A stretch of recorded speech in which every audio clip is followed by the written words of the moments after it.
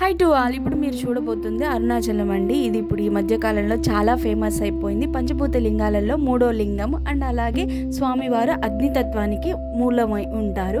స్వామి గుళ్ళో చాలా వేడిగా ఉంటుంది, బయటికి వస్తే మాత్రం చల్లగా ఉంటుంది. అక్కడే స్వామివారి నిదర్శనంగా మనకి ఆయన తత్వాన్ని చూపిస్తారు, శక్తిని చూపిస్తారు.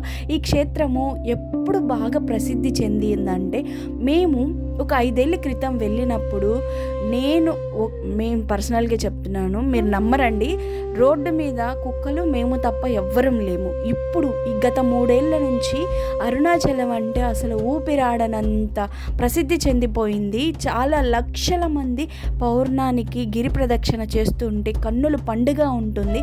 అసలు ఈ అగ్నితత్వానికి మూలమైన శివయ్య గురించి కథ ఏమిటి అంటే, మీకు తెలిసే ఉంటుంది, విష్ణువు బ్రహ్మ నేనే అని గొప్ప అనుకుంటుంటే, నువ్వు గొప్ప నేను గొప్ప, సరే పోనీ పెద్ద మనిషిగా ఈయనున్నాడు కదా చెప్తాడు లేప నీకు నాకు తీర్పు అని చెప్పి స్వామి దగ్గరికి వచ్చి తీర్పు అడుగుతారు. నేను గొప్పనా అని. ఎవరెవరు?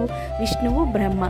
సో వీళ్ళిద్దరిని చూసి మూర్ఖత్వం అనుకోవాలా, లేకపోతే ఇదొక కథకి నిదర్శనమా, ఒక మార్గానికి దారా అని తెలిసిన స్వామి చిన్నగా నవ్వి, సరే అయితే విష్ణు నువ్వు నా అంతాన్ని కనుక్కో, బ్రహ్మ నువ్వు నా ఆదిని కనుక్కో, వెళ్ళి కనుక్కోరా అండి, మీ ఇద్దరిలో ఎవరు గొప్ప నేను చెప్తానని ఆయన ఎంతో సౌమ్యంగా నవ్వుతూ అలాగే క్వశ్చన్ ఇచ్చేశాడు.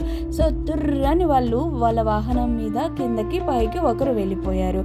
ఎంత వెతికినా బ్రహ్మకి, ఎంత దేవులాడినా విష్ణువుకి ఆయన ఆది దొరకలేదు, ఆయన అంతం దొరకలేదు. ఇద్దరు కలిసి డ్రామా చేద్దామని ఒక చిన్న ప్లాన్ వేసుకున్నారు. మధ్యలో వెళ్తూ ఉంటే బ్రహ్మదేవుడికి మొగలి పువ్వు కనిపిస్తుంది. ఎలాగోలా గెలవాలనే ఒక తొందరపాటుతోటి మొగలి పువ్వు నువ్వు నాకు ఒక సాక్ష్యం చెప్పు ప్లీజ్ అని రిక్వెస్ట్ చేయగా, మొగలి పువ్వు బ్రహ్మదేవుడు నన్ను అడిగాడు కదా ఏదో ఒకటిలే అని గత్యంతరం లేక వెంటపోయి ఆయన ముందు నిలబడుకుంటుంది. ఇప్పుడు చెప్పండి, ఎవరు ఆదిని చూశారు, ఎవరు అంతాన్ని చూశారు అంటే విష్ణు అంటాడు, నేను ఏది చూడలేదు, నాకేది కనపడలేదు అని నిజాయితీగా ఒప్పుకొని ఒక మూల ఉంటారు.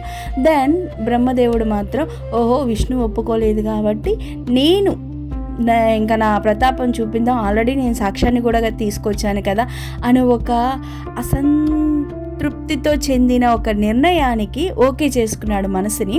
సో నేను చూశాను స్వామి, మీ ఆదిని చూశాను, కావాలంటే ఈ మొగలి పువ్వుని అడగండి అని.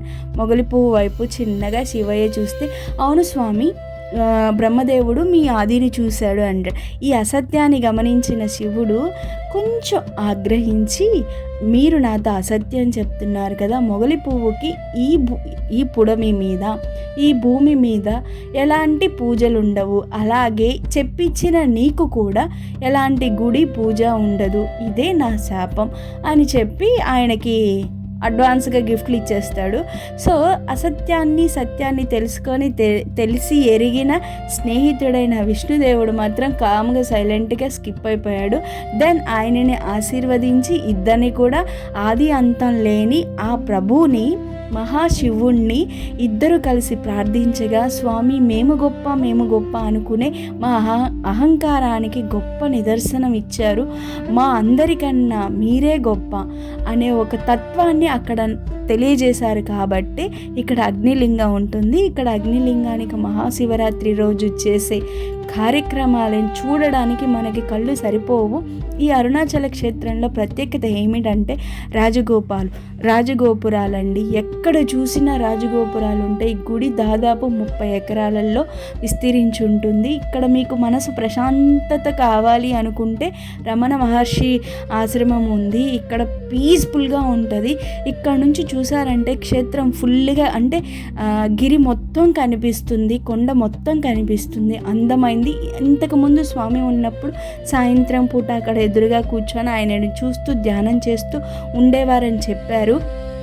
మన క్షేత్రంలో అన్నిటికన్నా విశిష్టమైనది ఏంటంటే, ప్రాధాన్యత మన మనసు సమతుల్యంగా నీట్గా మంచి తత్వంలో ఉంటే ఎక్కడైనా దేవుడు కనిపిస్తాడు అనడానికి ఇదొక నిదర్శనమేనండి. ప్రతి క్షేత్రం అద్భుతం అండి. ఈ కళతో స్వామివారు ఎన్ని రకాలుగా ఆవిర్భవించారు, చూస్తున్నారు. స్వామివారి గొప్ప, మనం ఎంత అనే ఆలోచన ఉంది చూసారా, అది మనల్ని పై స్థాయికి తీసుకొని వెళ్తుంది. ఎంతమంది గిరి ప్రదక్షిణ చేశారు, ఎంతమంది అరుణాచలానికి వెళ్ళారు, ఇంకా వెళ్ళలేని వాళ్ళు ఎవరు, ఇంకా స్వామివారి పిలుపు రాని వాళ్ళు ఎవరున్నారు, ఇంకా ఆయన దగ్గరికి వెళ్ళాలి అనుకొని కూడా ఇబ్బంది పడుతున్న వాళ్ళు ఎవరున్నారు. ఈ క్షేత్రానికి ఎలా రావాలి అంటే, మీరు ఎక్కడి నుంచి వచ్చినా, తిరుపతి నుంచి ఉన్నాయి, ప్రతి చోట నుంచి ట్రైన్లు ఉన్నాయి. ఇప్పుడు ఈ మధ్యకాలంలో జనాలు పెరగడం వల్ల ఇంకా బాగా ట్రైన్స్, బస్సులు అవైలబిలిటీ ఫుల్గా పెట్టేస్తున్నారు.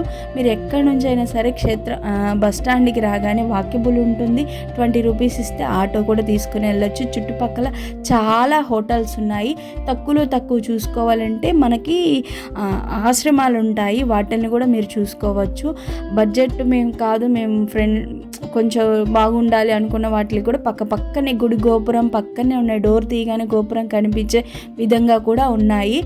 ఈ తిరువణమలై రావడం అసలు కష్టమే కాదండి. స్వామివారి పిలుపు ఉంటే చాలా ఈజీ ఉంటుంది. నచ్చితే లైక్, షేర్, సబ్స్క్రైబ్ చేసుకోండి. Thank you.